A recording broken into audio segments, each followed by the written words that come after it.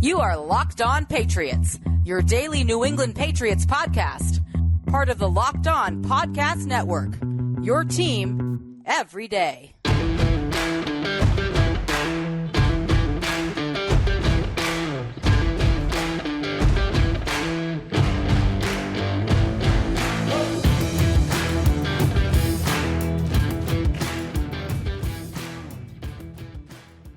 It is crossover Thursday here on the Locked On Network. I am Kyle Krabs of Locked On Dolphins, joined by Mike Debate of Locked On Patriots. Sunday Night Football, Dolphins and Patriots with an AFC East clash. And we welcome all of you into this crossover Thursday. You can find our shows here on the Locked On Network, on YouTube, or wherever you listen to your favorite podcast.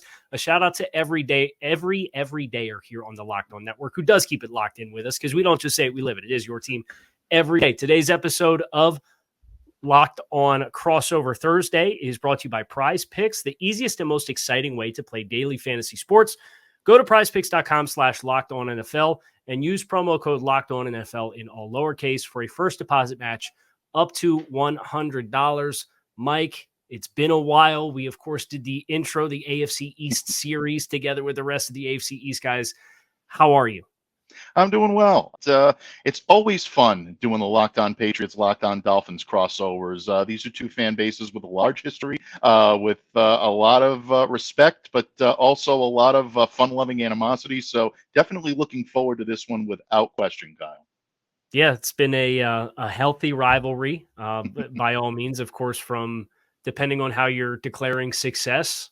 New England certainly had the edge as of late as far as big picture success, although the scales the last couple of years had made it a little bit more interesting as New England has transitioned and is looking to fortify another transition with Bill O'Brien as the offensive coordinator.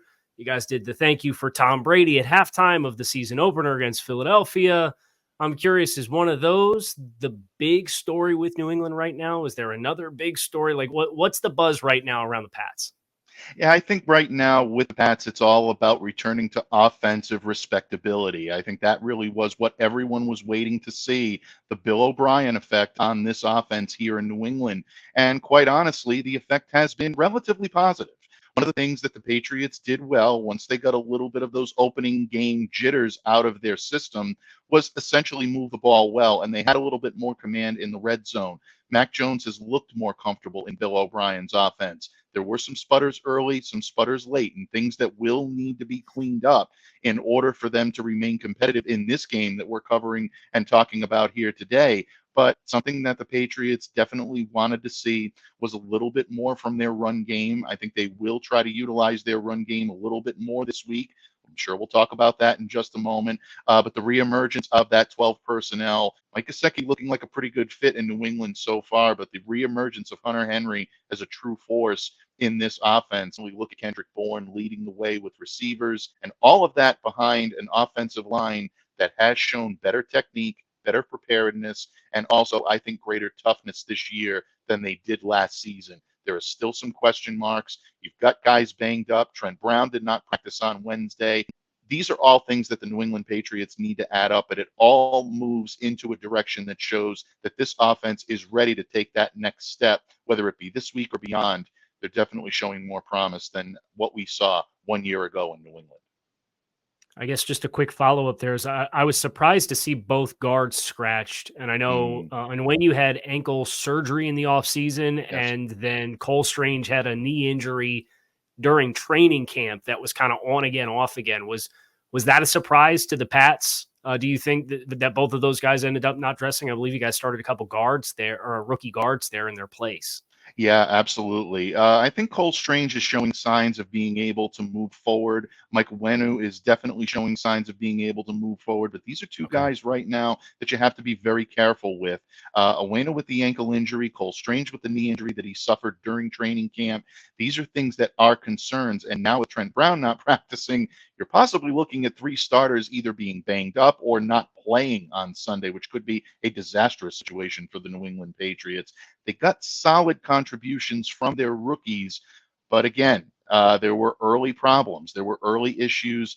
Mac Jones, obviously not well protected on the pick six. The entire offense was not well protected on the Ezekiel Elliott fumble early on, and then 3 straight 3-and-outs. Patriots were able to settle down and get some protection after that, but that's a major concern if you have to go into this game with additional rookies or inexperienced players taking these snaps. Pats need at least one of those starters in the lineup for Sunday's game.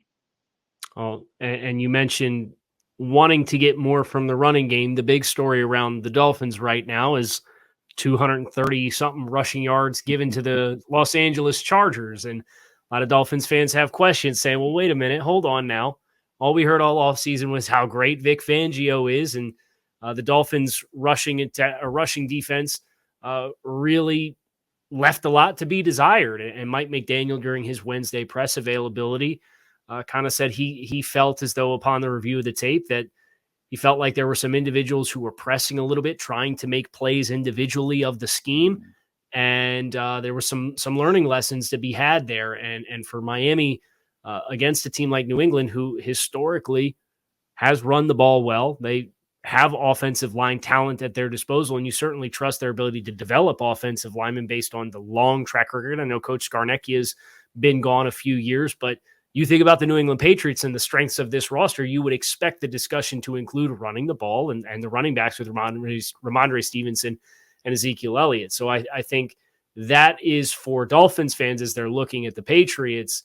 You're seeing what went well, offense against the Chargers, and what didn't go well was run defense. And you're kind of eager to see, is the stoppable force or movable object you're going to give in week 2 as it pertains to New England's rushing attack underwhelmed. Miami's rushing defense greatly underwhelmed. And certainly the scheme change was something that you heard a couple players, including Javon Holland, allude to after the game, saying, that this is going to be a work in progress that you stack towards and develop and get better at and have a better understanding of.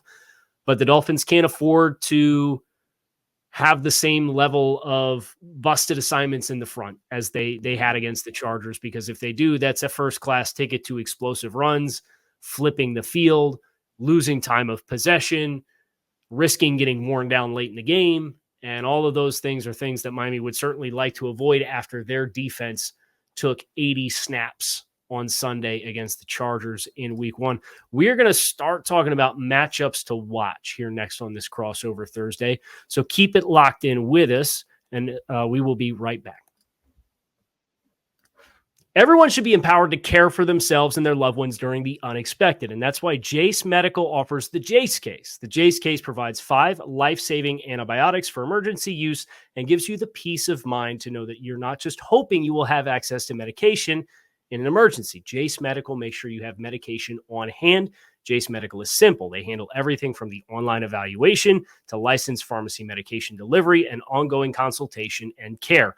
Don't get caught up unprepared. Save more than $360 by getting these life-saving antibiotics with Jase Medical, plus an additional $20 off using code LOCKEDON at checkout at jasemedical.com. That is JASE medical.com, promo code LOCKEDON. Okay, Mike, your home team, I'll kick it to you. Matchup you're looking forward to here, week 2, Dolphins-Patriots. Well, I don't know if any Patriots fan would be able to answer this with any type of straight face if they didn't say that it would be how the Patriots secondary or how the Patriots defense in earnest is going to be able to contain Tyreek Hill after a 215-yard performance against the Los Angeles Chargers last week. Look, bottom line, this is going to be a very, very difficult move for the New England Patriots. What do you do if you're the Patriots and you want to try to take away Tyreek Hill? Well, in the past, what they've done is they've had Jonathan Jones remain the prominent factor or the prominent defender against him, and they've had Devin McCourty come over and help him out on occasion. Devin McCourty is no longer in New England, so that would probably leave Jonathan Jones being Tyreek Hill's main shadow. The problem is the Patriots played the Dolphins in week 1 last year. Hill won those battles more often than not against Jonathan Jones one-on-one. So what did the Patriots do in week 17 to try to combat that a little bit? They went more with split safeties, and they often did that to try to contain Hill albeit Teddy Bridgewater and Thompson were the quarterbacks that they're dealing with, not Tua. But at this point, I would expect the New England Patriots to do more of the same. So if they're going to use their safeties to their advantage, I think they're going to open up the whole arsenal. I think they're going to open up guys like Kyle Duggar, Jabril Peppers. It wouldn't shock me to see Adrian Phillips get involved. He talked about winning your battles early. These are all things that the Patriots are going to have to do, but Jonathan Jones will be the primary force on him. It's going to be interesting to see if New England can contain, because right now Hill is playing at such a high level and Mike McDaniel has been so good at being able to scheme him open. It's hard to envision a scenario where he's not able to do the same on Sunday. So it's going to be a challenge for the Patriots, but that's the matchup I'm looking forward to more so than anything else. Jonathan Jones and using a split safety combination against Tyreek Hill, trying to see if that can slow him down. And I wish good luck to the Patriots in their efforts. So I'm glad you went there, because I look at what New England has defensively, and obviously the versatilities of the safeties is through the moon, like super valuable, especially against a defense like this. My question for you is, how do you anticipate New England will try to space the middle of the field if they're going to play too high coverages? Because I know like Jawan Bentley and Jelani Tavai are big-bodied guys, and Tua throws those alleys in zone coverage pretty effectively. Do you expect to see three safeties simultaneously and have one of those guys living as like a middle of the field to the passing strength to try and put a little bit more athleticism there? Or do you expect New England to kind of embrace, look, we're going to have our six in the box and it's these guys, and we have to be able to communicate and pass stuff off effectively with the rest of effectively a nickel defense? I think they could go either way. I think you're going to see more three safety looks just by what I'm seeing from the New England Patriots and what we're hearing from what this team has been doing well in training camp, in preseason, and try to play their strengths. And they have a couple of guys that can do it. I mentioned Adrian Phillips earlier on. He is someone that can play up to the line of scrimmage and play that hybrid star position, that linebacker type of safety that really, I think, roams throughout the field. The other wild card here, even though he's a rookie, the Patriots have shown a lot of faith in their rookies up until this point. And I'm sure we'll get to one in just a minute. But the other guy that I want to mention right now is Marte Mapu. He is someone that can play a linebacker. He is listed as a linebacker on the Patriots depth chart, but you take that off, and he has played a good amount of safety so far in minicamp, in training camp, really into the preseason when he got healthy enough to do it. So I think the Patriots are going to roll their dice and take their chances here with the athleticism, but it wouldn't shock me to see them drop back and say, you know what, we're going to get our six in the box. And that's something that I think that the Patriots may look to if they're not sure about how the safeties are going to be able to cover. But my guess is I think you'll see a lot more three safety looks this week. The other matchup when Miami has the ball that I'm looking forward to is the pass rush group of Judon and Uche and Keon White, who's flashed quite a bit, at least from what I've seen from afar, with his physical potential, long arms, explosive, really big, twitchy body. Thought he was impressive in the preseason as far as his reactive athleticism on the edge against Austin Jackson at right tackle. And I don't think you'll see Teron Armstead this week. He was practicing on Wednesday. Mike McDaniel said he's going to practice today. We're going to let it simmer, and we're going to evaluate on Thursday what he looks like on Wednesday during practice. So Teron did practice on Wednesday, but it was in a red non-contact jersey. And I get the impression, just based off how well Kendall Lamb played against the Chargers as the swing tackle, that they don't feel pressure to play him. And, Miami made some schematic adjustments against the Chargers. They really cut down on their play action passing. They cut it by about 50% versus what an average game in 2022 looked like.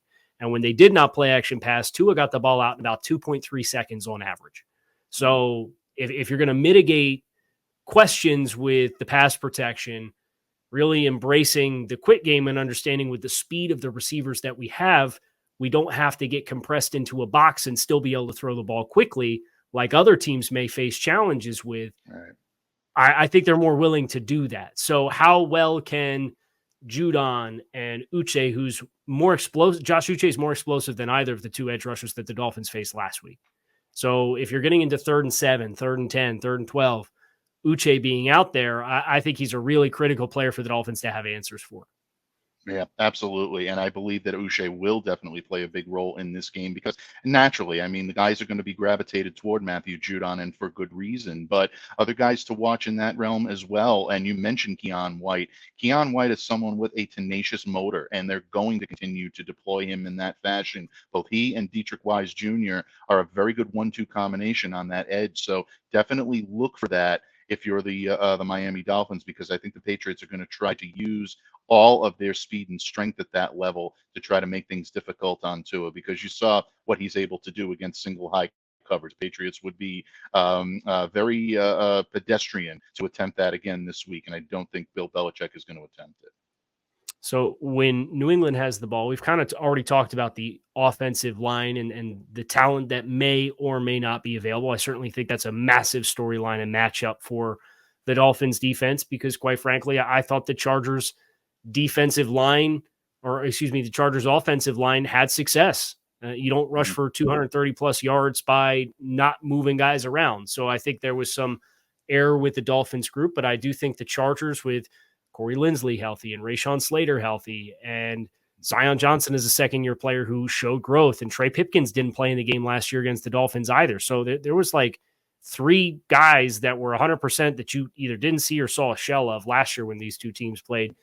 They had success moving Miami up front. So who's available for New England, I think, is a big matchup for me, as far as, are they guys that are either rookies and will play above their experience level, which I think they would need to in order to feel like you'd win the one-on-one matchups with Christian Wilkins and Zach Sealer.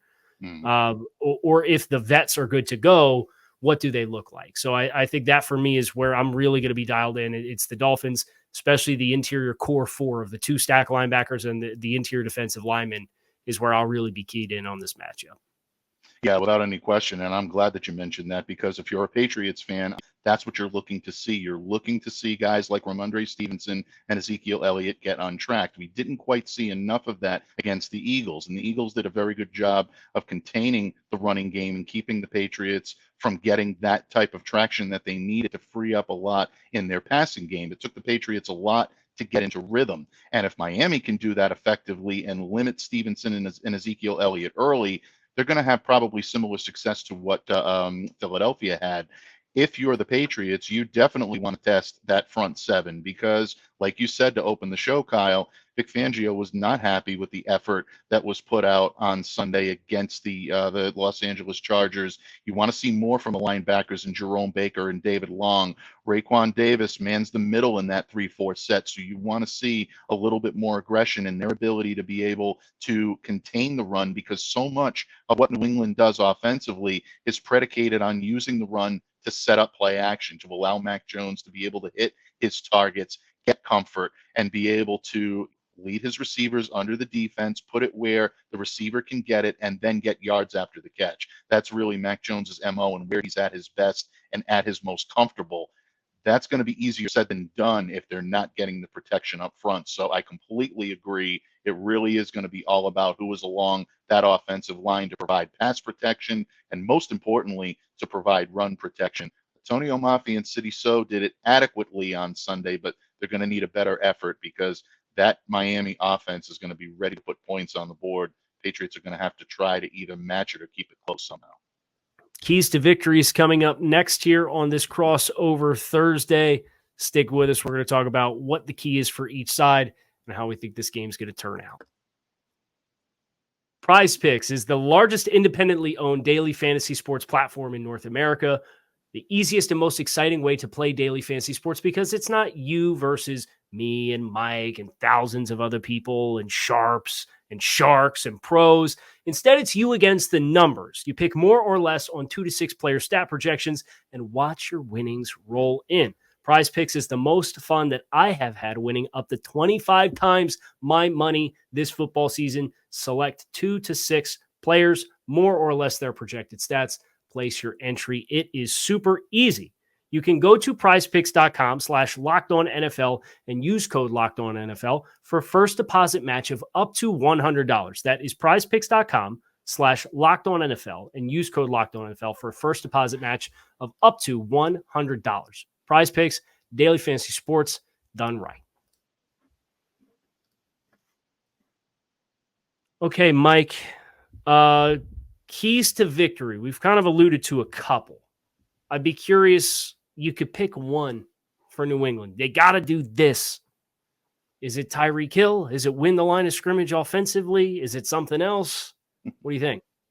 Well, I mean, conventional wisdom once again would tell you Tyreek Hill, containing him, considering the amount of time I spent talking on that. But I would say controlling the line of scrimmage is really key. That to me is what the New England Patriots are going to be able to either hang their hat on or hang a loss on in this game. One of the things that the Patriots did adequately on Sunday against the Eagles, but we need to see more of it, is converting on third down in clutch situations. They had too many of those gotta have it moments that Mac Jones or the offense were not able to convert. And if that's the case on Sunday, this Miami offense is really going to make them pay for it by bringing that unit back out on the field and keeping that defense off the field. If I'm the New England Patriots, it's winning the battles at the line, both offensively and defensively, because one thing that you want to do with a high-powered, high-octane offense like the one that the Miami Dolphins employ, is keep them off the field as long as possible. You do that with solid protection on the defensive line up front, but you also do it with offense as well. You need to make sure that this team is moving the ball, getting first downs, and sustaining long drives. If they can do that, I think the Patriots have a puncher's chance in this one. If they don't, it's going to be a very, very long evening into the night in Foxborough.